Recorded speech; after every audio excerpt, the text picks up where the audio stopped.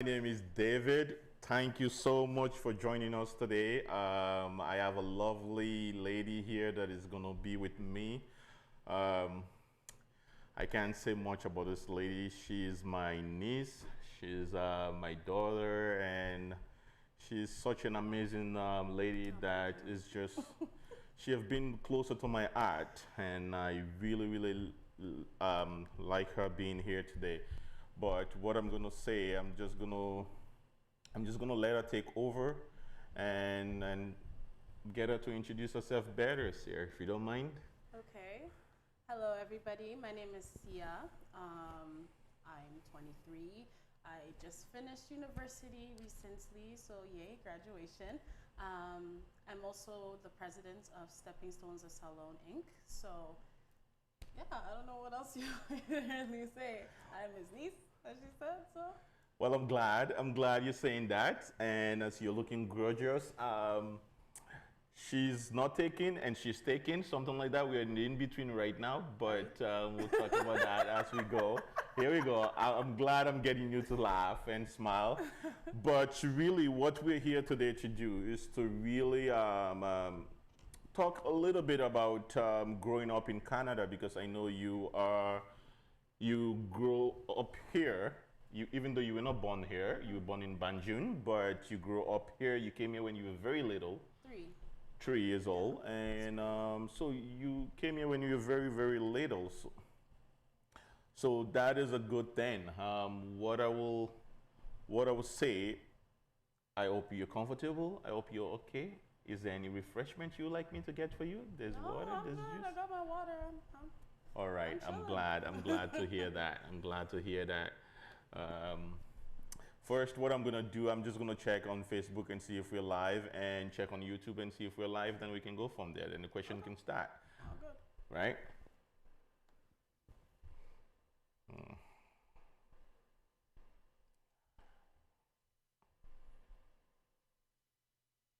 Actually, I can do this. Give me a second here,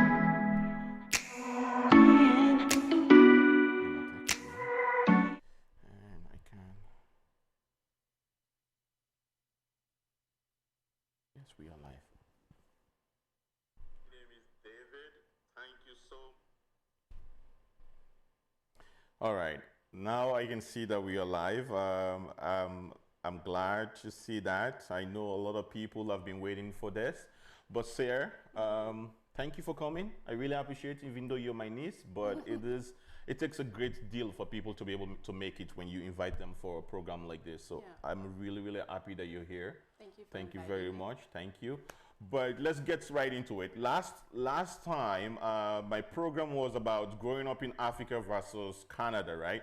But now it's really about growing up in Canada versus Africa. And the thing that we want people to see here is to see the different way of bringing up and the different way of thinking. People back home normally think about things saying that. Oh, it's all nice here, it's all beautiful, it's such a rosy place, but life here is not about that. There's ups and downs, there's difficult times, and there's struggles. But a lot of people don't normally see that. They just see, especially people that don't live in the Western world, they live in Africa or Asia and stuff like that. We look so highly to come in here, and when we get here, it's just not the same. Yeah. So for people that are watching from Africa and other places around the world that are not fortunate to be here, we really want to show them how growing up is here. So if you're ready for that, we can start. I'm as ready as I can ever be. Thank So, you very much. Thank you. This lady, she's ready. But okay. So my first question to you, actually, I know you said stepping stone, stepping stone salon. of salon. Is that of salon? Yes. Here we go. I'm learning too, as well as we are all learning. But before we go forward, I just want to take a quick minute, like a few minutes, to just talk about stepping stone of salon. It's a program that this lovely lady and her friends have started. I will get her to talk about that a little bit. then we can actually go into the conversation, because this is such an important thing that you're doing in the community of Sierra Leone and helping people there. But a lot of people don't know about it. So I would just like to take a time for her to talk about it a little bit, if you don't mind, Sir. Okay. As I said, I am the president of Stepping Stones Association.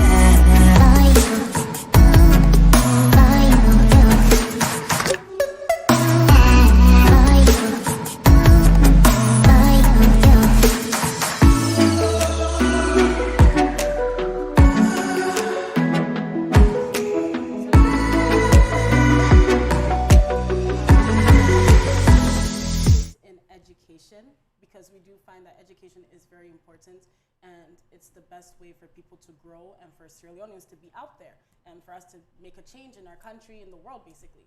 So what we've been doing recently is sending packages, basically, where we send school supplies and all that. I believe our first one that we successfully did targeted about 400 students, a little more than 400 students, actually. Okay. And we're trying to make it so it's like every school year starts, then we can send some stuff, as well as other projects that are coming. So we really hope you can look forward to it. You can catch us at SS of Salon Instagram. SS of Salon Instagram. Actually, I'm gonna put it on. I'm gonna put it on the screen again, so you look at it and see it. It's right.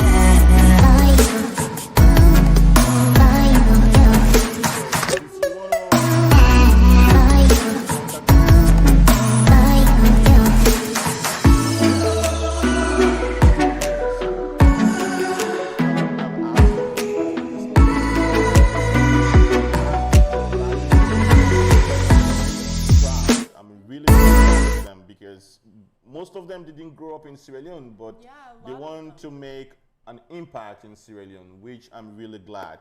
But with no further ado, we're going to go ahead. I know we've talked about Stepping Stone a little bit, Sarah, but really, what people really want to know, and what I want to know and people back home should know, is how is growing up in Canada?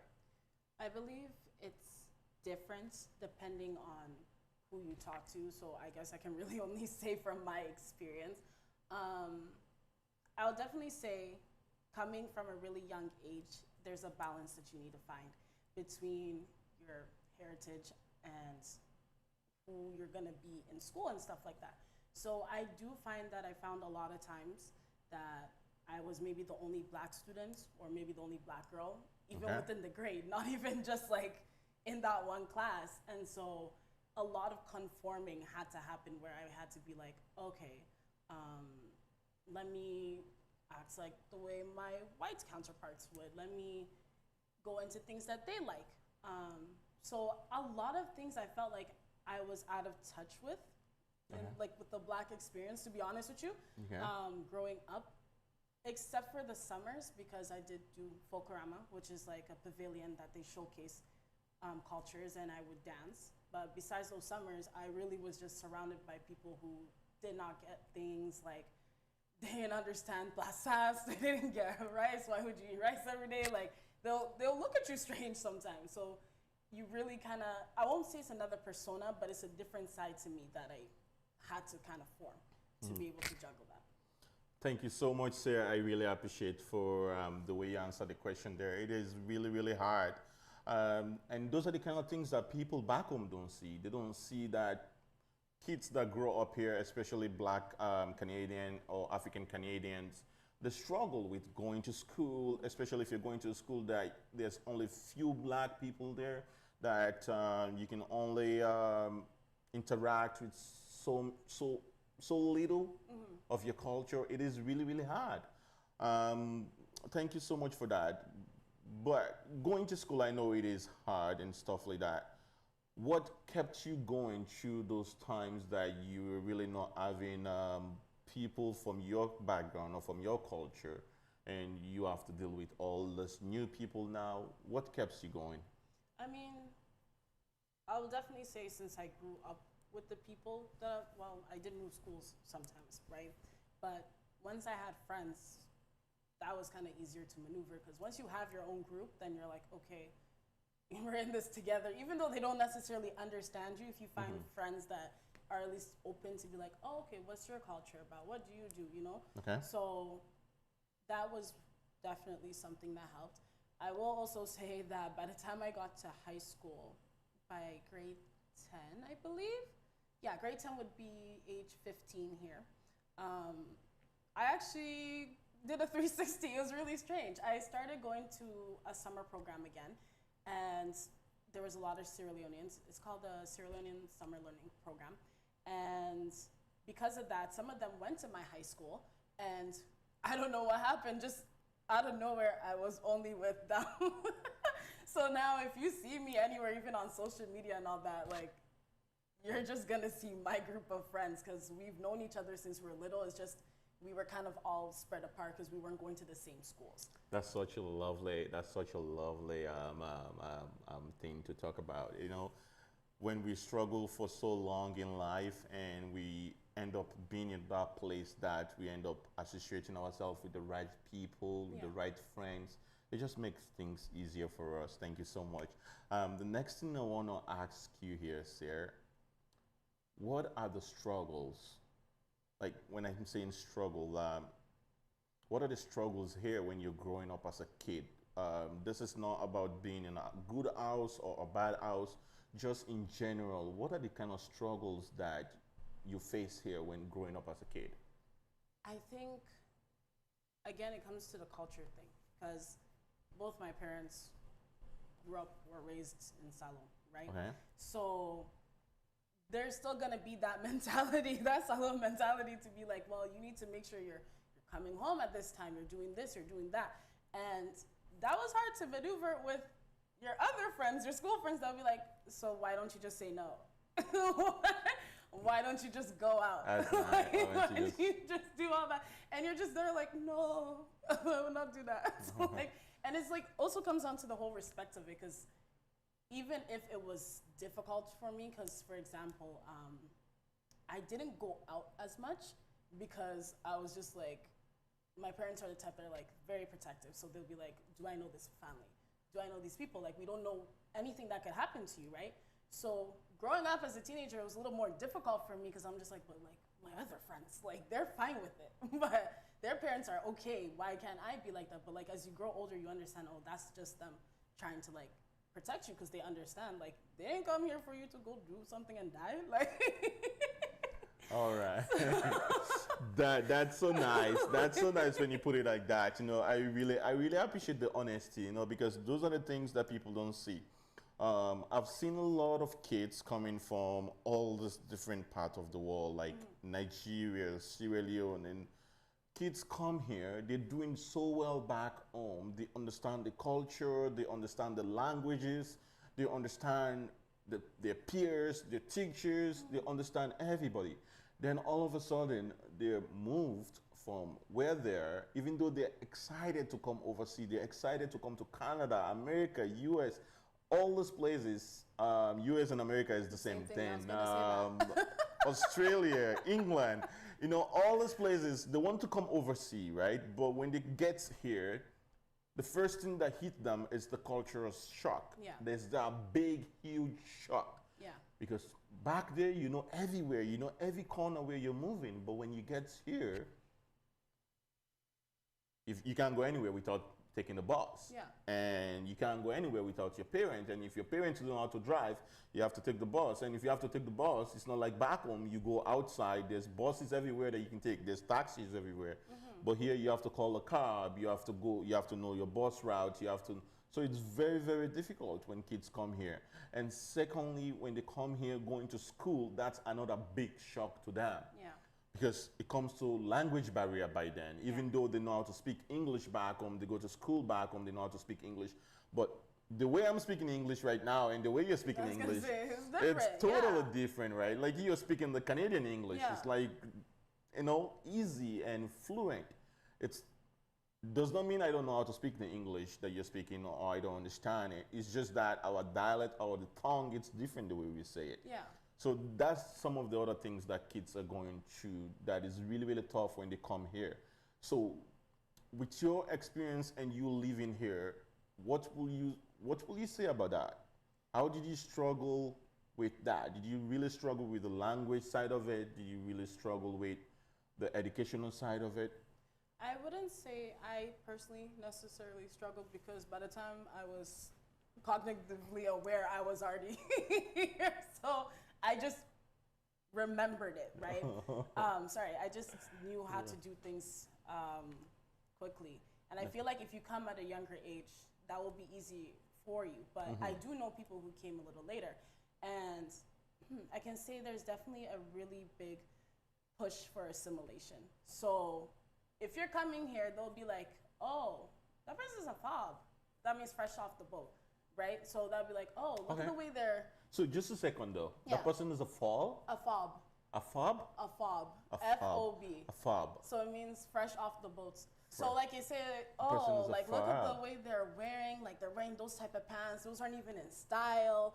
Or like maybe even the way you do your hair, which was actually something I'm not gonna lie, like I was self-conscious about growing up because traditional plants that we do back home and cornrows and the pineapple hairstyle, I call it, the braids all go like this. Yeah.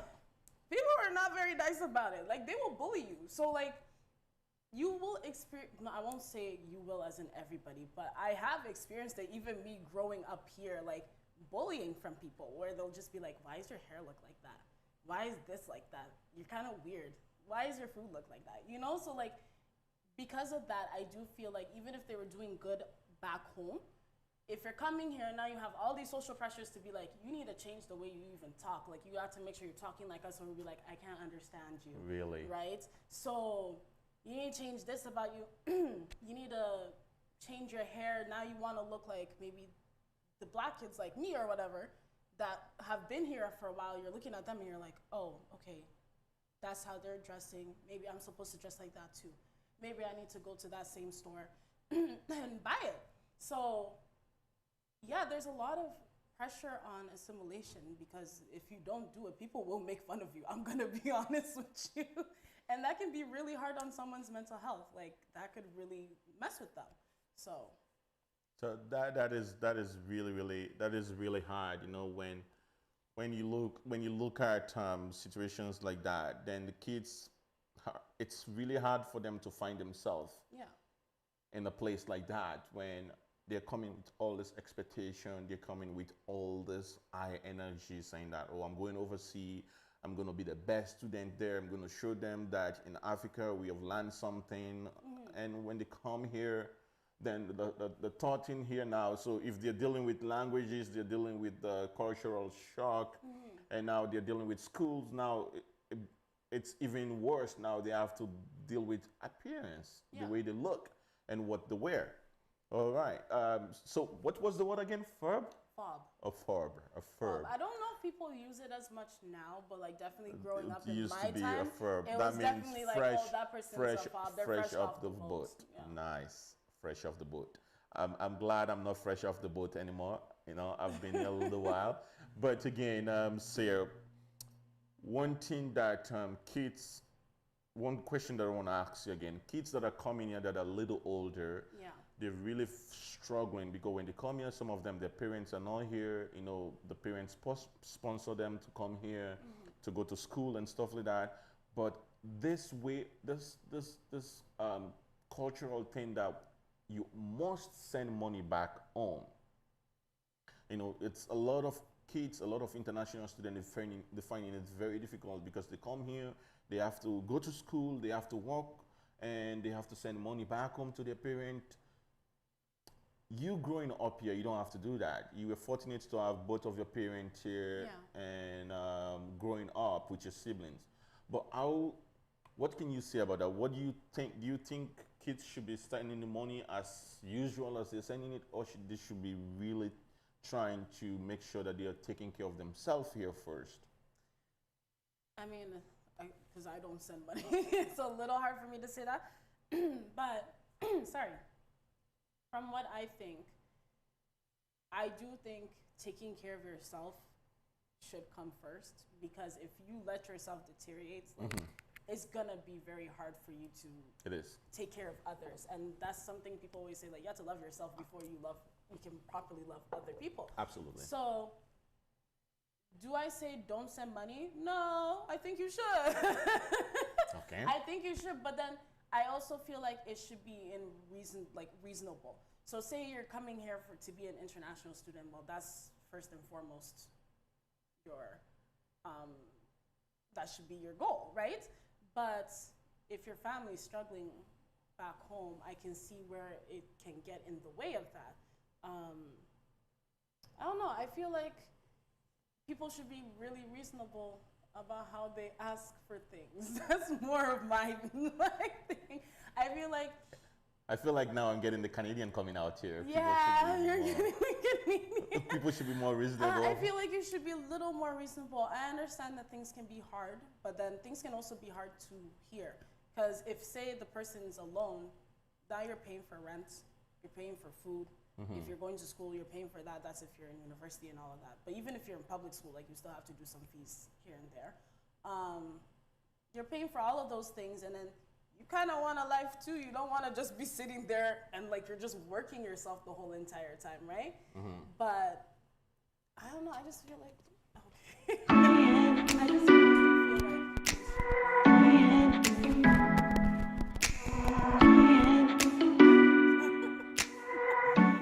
Yeah.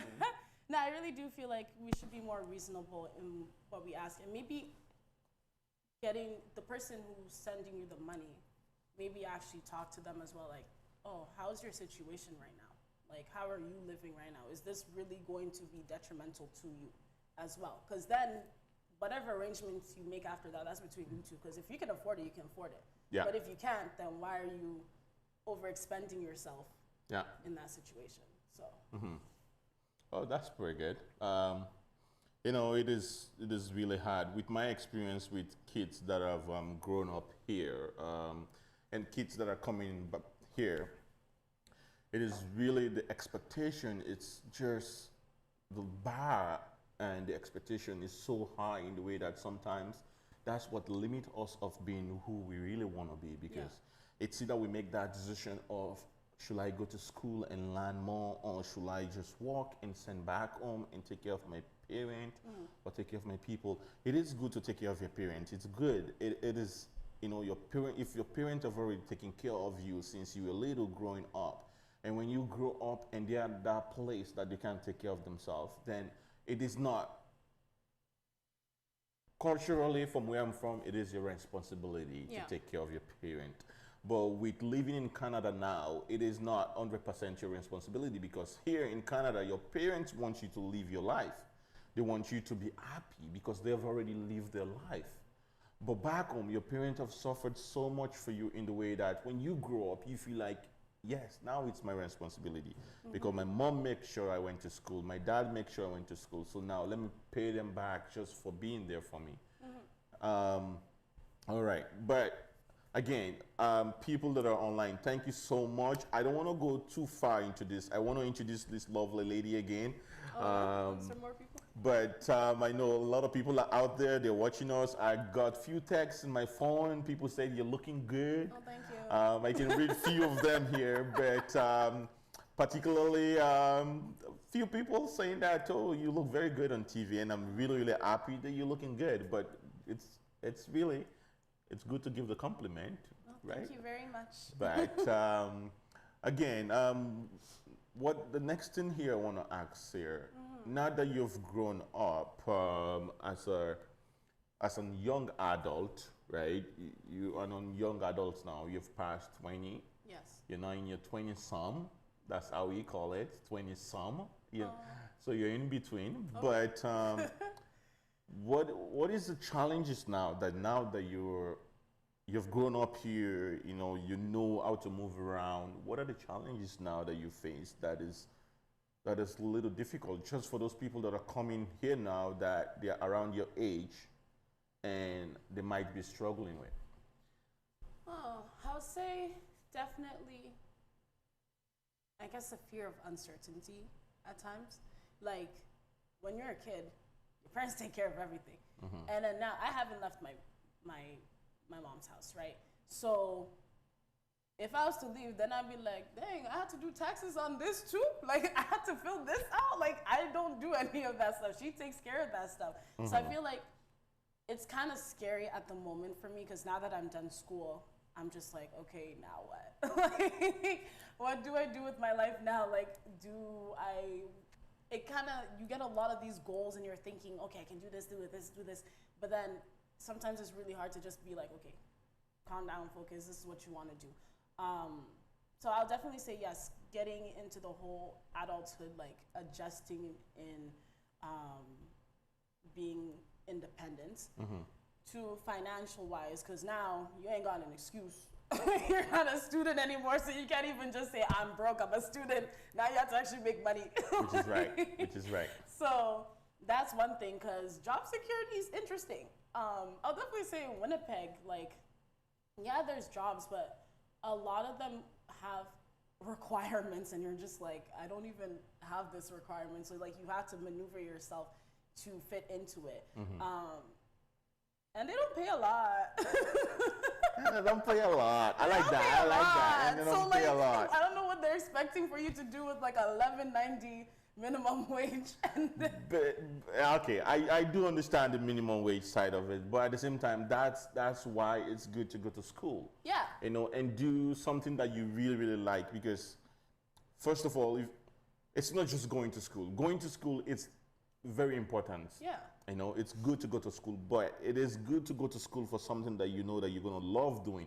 Because if you love doing something that you've gone to school for, you're gonna be the best at it, you're gonna succeed in it, and you're gonna just be unstoppable, because this is something that you love doing. You've gone to school to learn it, you know, to know it better than anybody else. Yeah. Then it just elevates you that way. It does. I will say though, I do find, not only with me, but like other people I know too, you will sometimes want to choose something different as time goes on. Like, I know people who would almost be finished a degree and they're like, I don't like this anymore. And then they'll switch and they have to start all over again. So then that also becomes like a problem, because you're just like, now, before you were a kid and you're like, oh, when I grow up, I'll be this. But now you're at the stage where it's like, okay, you have to make sure you do something with it. And I also want to say, just because you get a degree does not guarantee you a job. That's not a thing at all. And I would definitely say that, because I'm a psychology major, history minor. So in order for me to get a job in anything really relating in psychology, like to become a psychologist or something like that, I would have to decide to go again into school to do masters and all that. Besides that, I really can't do anything with this degree I have. So that's why I'm like, people need to understand that, yes, going to school is very important, but like, there are gonna be ups and downs that you're gonna have to deal with if you decide, oh, I don't want to do this anymore, I'm no longer happy in it, or, oh, what's the job security once I leave school, because they won't guarantee you anything. So what you're saying here, for people that are graduating from grade 12 right now in Canada here, some parts of the world it's SS, I think SS3. In Sierra Leone, I know it's SS3. For people that are graduating, you're saying, yeah, it's hard to choose at first, but make sure you choose the right thing that you want to do with your life, or that you want to go to school for, because at the same time, it is very costly to go to university. It's not easy. Even if it's university college, it is costly. yeah. So if you're gonna go to university, make sure you wanna get into something that you know that at the end of the day, when you're done, there's gonna be a job. Or you prepare yourself saying, okay, when I finish my first degree, as you have finished already, when you finish your first degree, you're gonna get into something else. You have to either go do masters. I'm saying more of like, definitely, as what you were saying before, choose something you actually know you're gonna enjoy. Okay. And I mean, like, your mind can change later, but if it's something you're not gonna enjoy, you will not want to be there. I'm gonna be completely honest with you. Because you're really sitting there to be like, I'm paying these people to teach me something I have no interest in. And that's extremely costly. So I do think it's something you should think about. You should definitely ponder on it for a while to be like, hey, do I really want to do this? If I really want to keep going further past this, or do I want to stop at this specific degree? Because that's, I don't know. You can't think of it as everything's certain, like everything's gonna happen 100%. So All right, Sierra, thank you so much for coming. I really appreciate. But before we go, though, right? What is the one advice you would give to people that are back home? That have been one of my goals. That I just want people back home to really understand what it is like coming here or not coming here. There's still life beyond that. You don't necessarily have to be in Canada, in US to live. You can be anywhere in the world and live. But what would be that one advice to people that can do anything to come here? What would be that one advice that you would give them? I think I'll say be your, I know this sounds so cliche, but honestly, be yourself and like you will find the right people. Maybe it might not happen instantly, but like be yourself, know like truly know yourself, take care of your mental health because that's extremely important. Take care of your physical health. Just be really good with yourself and you will attract good things to you. That's what I genuinely believe. Wow. So That is really, really good to hear from you. You know, it is good to take care of ourselves. We have to really take care of ourselves to be able to take care of other people. And yeah. right? It is really good. But I know we're almost done here. I know I've said thank you so much, but one thing I want to say again before we go, I just want you to talk a little bit again about Stepping Stone of Salon, if you don't mind. Yes, so as I said before, I'm the president of Stepping Stone. We're a nonprofit organization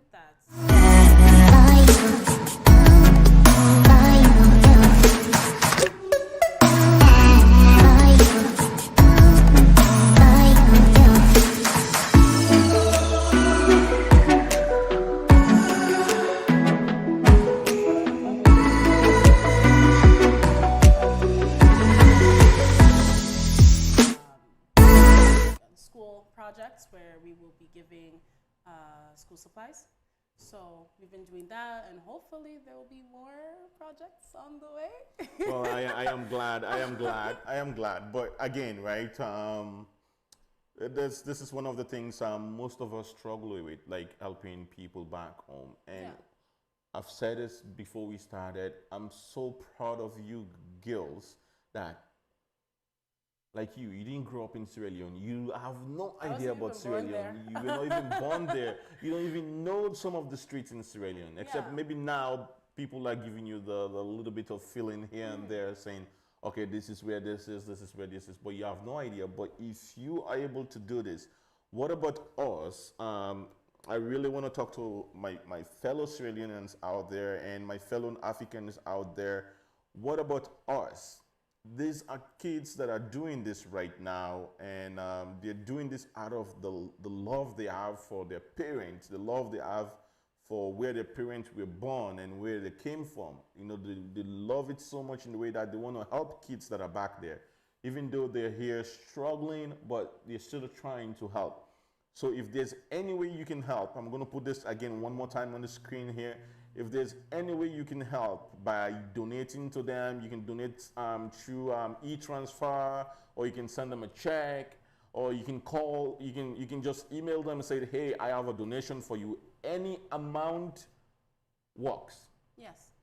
I know Sierra Leone right now, the rate, the Canadian dollar rate is about 8-1 right now, right? So every little amount will really help these lovely ladies to able to push this organization they have started. But again, I know I'm gonna try to donate for sure, and Thank you guys will get my donation for sure. I'm gonna be the first one to donate, and I know there are a lot of people out there that are gonna want to donate. But please, I'm gonna put it again one more time on the screen here. If you can just look at the screen.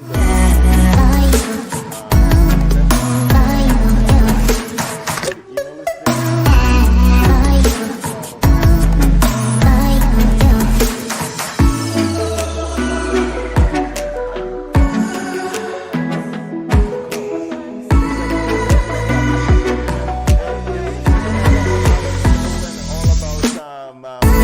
People are comfortable with themselves and being okay with themselves.